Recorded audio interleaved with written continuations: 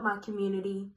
So the verdict was announced a couple of days ago in regards to the George Floyd case, and former police officer Derek Chauvin was convicted on all accounts.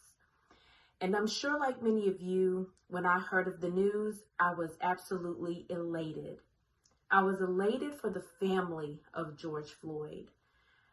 Because just as Attorney Ben Crump states on his website,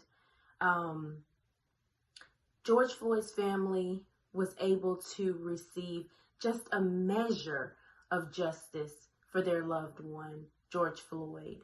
And I thought about a lot of the families who have had to mourn the loss of loved ones who were killed, who were murdered by the hands of police officers, and they were not given that measure of justice for their loved one.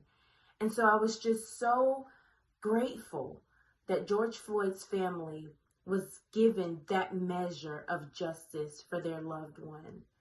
And it's sad that we even had to come to a case of this magnitude, because of course we would hope and we would appreciate officers to actually conduct themselves in the proper manner whenever they are approaching a situation.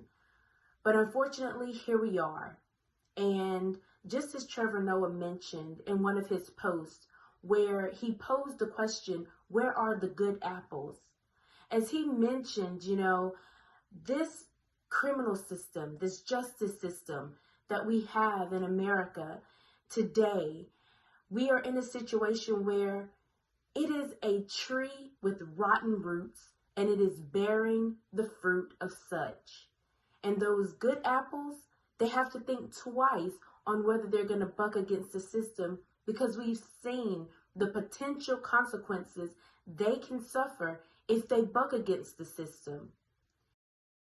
But it is my hope and my prayer that we have reached a pivotal moment in our country with our criminal system, and that with this conviction, along with the hopeful passing of the George Floyd Justice and Policing Act and the appointments made by President Joe Biden, that we can actually begin to see this corrupt tree and its roots being plucked up and a new tree planted with new roots, where every single officer is held to the highest extent of the law.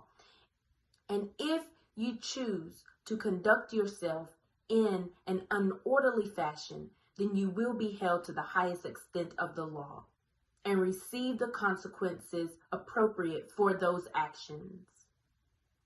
And I want to take this opportunity to dedicate this episode to Attorney Ben Crump, because he has been instrumental in advocating for injustice that has been taking place all across the country. He has traveled and advocated and been there to advocate for so many marginalized groups of people. And he was absolutely instrumental in helping George Floyd's family get the justice desired.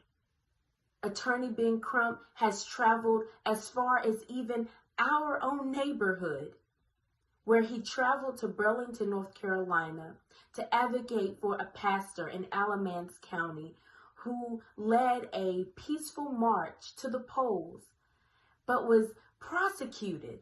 A case brought against him with the prosecutor stating that he could be a threat to the community. But Attorney Ben Crump, he traveled here, he advocated and stood in support of that pastor, and the judge threw it out. So I want to take a moment to acknowledge Attorney Ben Crump as a Trailblazer MVP for this episode. And On his website, he has an action center where he employs and he encourages us to help take action and to bring justice to so many situations where injustice has taken place. And I, for one, have decided to join the fight, take action, and I hope that you might make the choice to do the same. I will leave a link to his website in the description box, and feel free to go and check that out.